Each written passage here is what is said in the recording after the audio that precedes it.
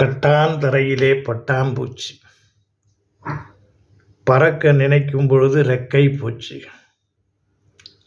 ரெக்கை போன பிறகு ஒட்டி வாழலாம் என்று உறவை தேடி. அந்த பட்டாம்பூச்சியின் வாழ்க்கை எப்படியோ இப்படித்தான் வாழ்க்கையில் விழுந்தவன் எழுந்துவிட முடியாமல் தவிக்கிறான். பட்டாம்பூச்சி தன்னுடைய உறவை தேடுவது போலே வாழ்க்கையில் விழுந்தவன் யார் நமக்கு உதவி புரிவார் என்று தேடுகிறான். விழுந்தவன் ஏன் விழுந்தான் என்று யோசித்தால் உதவி செய்பவனும் ஒதுங்கி போய்விடுவான்.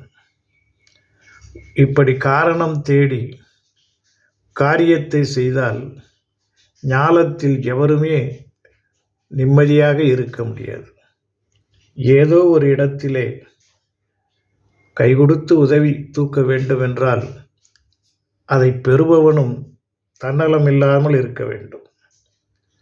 இப்படி எதை எதிர்பார்த்து நாம் யாருக்கு என்ன செய்கிறோம் என்பதை விட கொடுத்து விடு, நீ மற்றவரை கெடுத்து விடாதே. இந்த சூத்திரத்தை பயன்படுத்தினால் மற்றவர்களும் நல்லவர்களோ கெட்டவர்களோ வாழ்க்கையை நடத்தி முடித்து விடுவார்கள். நாம் எந்த வகையில் இருப்போம்? கொடுப்பதிலா அல்லது அதை விட்டு விடுவதிலா? சிந்திப்போமா? எல்லாம் இன்பமயம்.